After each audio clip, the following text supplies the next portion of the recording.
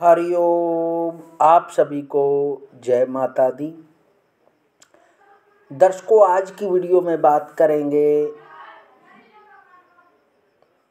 जमीन में दबा हुआ धन के विषय में, क्योंकि कई बार व्यक्ति के मन में एक जिज्ञासा रहती है कि हो सकता है आपके घर, मकान, प्लाट आदि में धन दबा हुआ है। आज की इस वीडियो में संपूर्ण चर्चा इसी विषय पर करेंगे। हमारे यहाँ लक्ष्मी के 8 रूप माने गए हैं। उनके नाम हैं आद्या लक्ष्मी, विद्या लक्ष्मी, सौभाग्य लक्ष्मी, अमृत लक्ष्मी, काम लक्ष्मी, सत्य लक्ष्मी, भोग लक्ष्मी और योग लक्ष्मी। लक्ष्मी के यह रूप मनुष्य की विभिन्न कामनाओं के प्रतीक है, जिनकी पूर्ति के लिए वह उन रूपों की साधना करता है। आद्या लक्ष्मी आदि लक्ष्मी की प्रतीक है। विद्या लक्ष्मी हमें विद्या प्राप्त करने के लिए प्रेरित करती है। सौभाग्य की कामना सौभाग्य लक्ष्मी के अंदर छिपी है और लंबी आयु के लिए हम अमृत लक्ष्मी की आराधना करते हैं। भावना के प्रति निष्ठा को काम लक्ष्मी प्रकट करती है। भारतीय संस्कृति में सत्य को महत्व दिया गया है, जिसकी छवि सत्य लक्ष्मी में दिखलाई देती है। ऐश्वर्य के प्रति मानव की सहज कामना भोग लक्ष्मी पूरा करती है और योग साधना के लिए मानव योग लक्ष्मी की उपासना करता है। इन सब के अतिरिक्त एक और लक्ष्मी है, वह है फिर पृथ्वी में छिपी लक्ष्मी, जिसका रक्षक सर्प होता है। वह पृथ्वी के गर्भ में तब तक छिपी रहती है जब तक जिसके भाग्य में है उसे लेने न आ जाए। वह भाग्यशाली व्यक्ति कौन होगा? इस संदर्भ में ब्रह्मवैवर्त पुराण में भी लक्ष्मी ने अपने आवास के विषय में कहा है। जो व्यक्ति त्यागी, सत्य आचरण करने वाला और पवित्रता जैसे 3 गुणों का धनी है, ऐसी श्रद्धावान पुरुष ही मुझे प्रिय है। मैं सदैव उन्हीं को प्राप्त करती हूँ। महाभारत में भीष्म पितामह ने श्री लक्ष्मी के निवास के विषय में चर्चा करते हुए कहा है, वह व्यक्ति जो किसी प्रकार से अपनी उन्नति की कामना नहीं करता और जिसकी आत्मा उदारता के प्रभाव में दबी हुई अथवा मलिन है, या जो अल्प संतोषी और अधीर है, ऐसे पुरुषों के यहाँ लक्ष्मी कभी नहीं जाती है। यह ध्रुव सत्य है कि गड़े धन का मोह और रसायन के द्वारा सोना बनाना बड़ा ही भयंकर होता है। जिन लोगों को यह लोभ लग जाता है, उनका रहना, खाना पीना, सोना जागना सब हराम हो जाता है।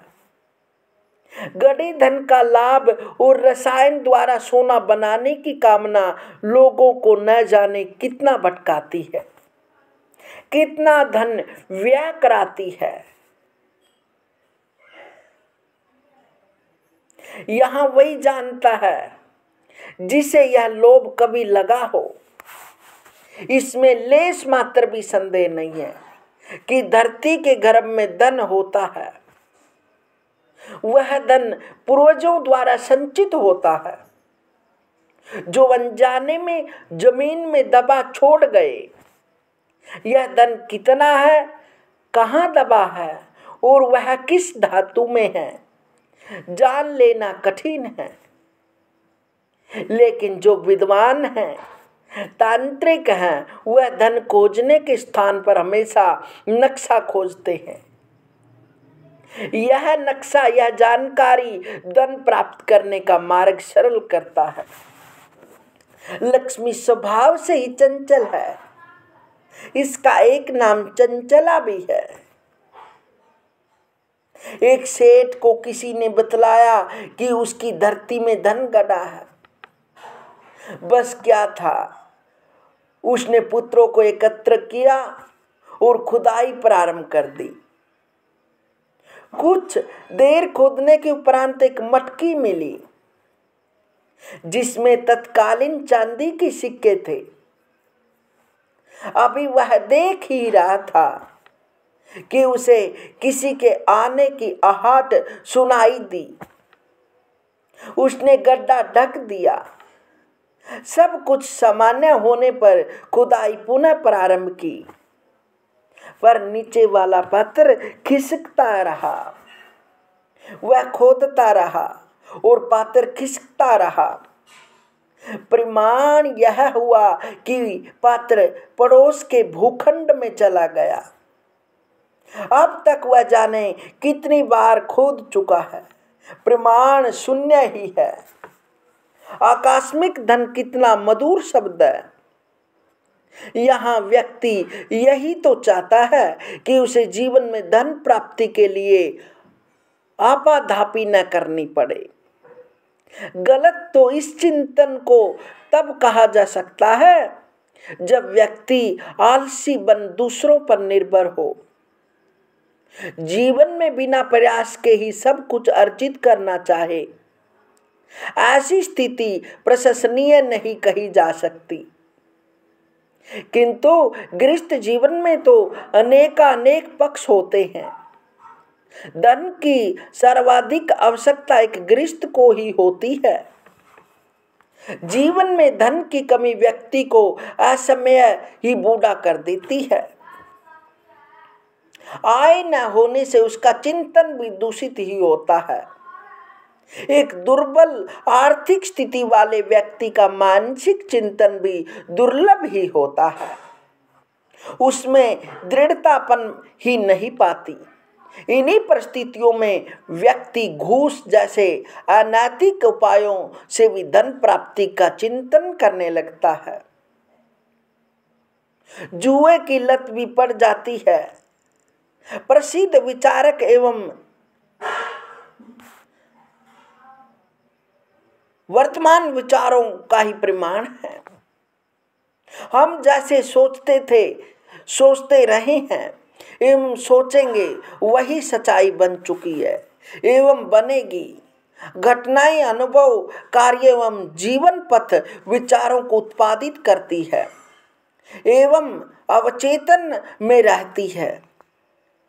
सफल व्यक्ति को परिस्थितियों को सकारात्मक रूप देते हैं। एक बार जब यह पता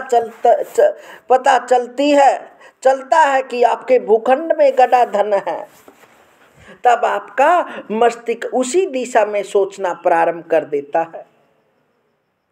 आपके कर्म भी उसी दिशा में होने लगते हैं। अब वह कर्म सार्थक है या असार्थक है, यह आपके मन पर निर्भर करता है। पृथ्वी के गर्भ से धन प्राप्त करने में आपके विचार, कर्म और विश्वास महत्वपूर्ण योगदान करते हैं। अथर्ववेद के एक मंत्र के अनुसार प्रत्येक व्यक्ति के जन्म के साथ 101 लक्ष्मियां भी जन्म लेती हैं, जिनमें कुछ कल्याणकारी होती है और कुछ अकल्याणकारी। अथर्ववेद में यह कामना की गई है कि जो कल्याणकारी लक्ष्मियां हैं वे जीवन में बार बार आए और अकल्याणकारी दूर चली जाए। श्री लक्ष्मी को सद्गुणों के प्रतीक के रूप में पहले से ही स्वीकार किया जाता रहा है और इस प्रकार दुष्प्रवृत्तियों के प्रतीक के रूप में लक्ष्मी की कल्पना भी सहज स्वाभाविक है। मानव जीवन में दोनों ही तत्वों का योग रहता है और अथर्ववेद में इसी तथ्य को ही और इंगित किया गया है। पृथ्वी में गड़ा धन प्राप्त करने की प्रबलता होती है और जब पापमय लालच और धन हरण के उद्देश्य से लक्ष्मी प्राप्त करने की कामना होती है तब वह लक्ष्मी के रूप में परिवर्तित हो जाती है और असफलता निराशा ही साथ हाथ लगती है। पृथ्वी में गड़ा धन स्वयं में अत्यंत मधुर एवं पूर्ण उपयोगी है। उनके अनेक रूपों से भयभीत होने की कोई आवश्यकता नहीं, क्योंकि वह अपने अधिकारी लोगों पर सरदव कृपालु रहता है। भूरे रंग के वस्त्रों को धारण करने वाली पृथ्वी जिसकी सुगंध रस की वर्षा करती रहती है, जिनके पास ये धन की सुगंध निरंतर प्रभावित होती है, वे अधिकारी को प्राप्त होती देखे गई है और उनके कृपा कटाक्षों से ऐसा भी अनुभव रहा है कि एक बार भी पृथ्वी ने धन दिया तो जीवन पर्यंत निरंतर आकस्मिक रूप से धन प्राप्त होता रहता है। लक्ष्मी अपने अपने अलग अलग रूपों में आठों दिशाओं में व्यवस्था संभालती है तथा कार्य विभाजन के अनुरूप मनुष्य की विभिन्न कामनाओं की पूर्ति करती है। वास्तव में मनुष्य की उपलब्धियों को लक्ष्मी के ही किसी न किसी रूप में स्वीकार किया जाता रहा है। लक्ष्मी के इन विभिन्न रूपों का निवास जिन 8 दिशाओं में माना गया है वे हैं पूर्व, ईशान, उत्तर, वायव्य, पश्चिम, नैऋत्य, दक्षिण तथा आग्नेय। इन 8 दिशाओं में लक्ष्मी के विभिन्न रूपों का निवास मानकर प्रकारांतर के हमारे प्राचीन ऋषि मुनि यह बतलाना चाहते थे कि मनुष्य निष्ठा और परिश्रम के साथ अपना कार्य करे तो उसे पृथ्वी से धन की प्राप्ति निश्चित है। लक्ष्मी पूजन में हम आज भी श्री महालक्ष्मी के साथ उनके इन 8 रूपों की पूजा करते हैं। श्री महालक्ष्मी को केवल धन्य की स्वामिनी नहीं बल्कि धातुओं की भी स्वामिनी माना गया है। मनुस्मृति में दी गई व्यवस्था के अनुसार लक्ष्मी पूजा सिर की ओर से की जानी चाहिए। पूजन के बाद भी लक्ष्मी सभी व्यक्तियों पर प्रसन्न नहीं होती। पूजा करने वाले के गुणों के अनुरूप ही लक्ष्मी उस व्यक्ति पर कृपा करती है। स्कंद पुराण में श्री लक्ष्मी ने कहा है, जहां धर्म, अर्थ और यश की वृद्धि होती है वहीं मेरा निवास होता है। जिस घर की स्त्रियां सुंदर एवं प्रियवादिनी तथा कलह रहित हो वहां मेरा आवास समझना चाहिए। ऐसी स्त्रियां जो घर को अस्त व्यस्त रखती हैं, स्वयं गंदी रहती हैं या बुद्धिहीन होती हैं या पति के प्रतिकूल आचरण करती हैं, जिन्हें पराये घरों का वास अधिक अच्छा लगता है, जो सहनशीलता एवं लज्जा से रहित है तथा स्वभाव से क्रूर और निर्दयी है, जो गृह कार्यों से जी चुराती है, झगड़ा करने वाली होती हैं, बहुत सोती है, उनके पास में कदापि नहीं ठहरती। जमीन में दबा हुआ धन प्राप्त करने के लिए व्यक्ति को श्रद्धावान, आशावान, आज्ञाकारी और विद्वान के आदेशानुसार चलने वाला होना चाहिए। अगर भूखंडधारी ऐसा नहीं है तब धन इधर उधर खिसकता रहेगा, गहरे से और गहरा हो जाएगा या फिर कंकड़ पत्थर कोयले में परिवर्तित हो जाएगा। हालांकि पृथ्वी से धन प्राप्ति का विधान अत्यंत जटिल और जोखिम से भरा है, खतरों से भरा है, फिर भी मैं अपनी ओर से या इस साधारण से प्रचार से या इस कथा के माध्यम से यही दर्शाना चाहता हूँ कि यदि उस लक्ष्मी को प्राप्त करना है तो व्यक्ति को गुणवान, श्रद्धावान और सहनशील होना चाहिए, और उसके घर प्रत्येक जीव बिल्कुल प्रसन्न होना चाहिए, पति पत्नी का प्रेम होना चाहिए और दोनों श्रद्धावान होने चाहिए, तभी हम उस धन की प्राप्ति कर सकते हैं। अन्यथा वह लक्ष्मी हमें किसी भी प्रकार से मिलने वाली नहीं है, क्योंकि जो भूमि के नीचे लक्ष्मी होती है, धन होता है, कुबेर होता है, खजाना होता है या पैसा होता है, तो वह साक्षात लक्ष्मी का ही स्वरूप होता है और उस धन के लिए सदैव रक्षा करने वाला भी होता है। इसलिए वह धन तो उसी को ही मिलता है जो व्यक्ति इन सभी गुणों से परिपूर्ण हो, निष्ठावान हो, श्रद्धावान हो, उसी को वह धन प्राप्त होता है। और वैसे भी व्यक्ति को यदि पता भी लग जाए कि आपके घर, मकान, फैक्ट्री, खेत आदि में धन गड़ा हुआ है, तो उस पर इतना विचार नहीं करना चाहिए, क्योंकि वह इतना उसके अंदर भाव जागृत हो जाता है, वह उसमें इतना मलिन हो जाता है, हर समय उसे उसको प्राप्त करने की अभिलाषा रहती है, और वह व्यक्ति आखिर में अनेक प्रकार के दुराचार करने लग जाता है या अपनी मानसिक स्थिति को खो देता है। तो दर्शकों, मेरा भाव आज की वीडियो से यही है कि अपने कर्मों पर ध्यान रखें, ऐसा विचार न करें। मिलते हैं दर्शकों अगली वीडियो में, तब तक हरि ओम।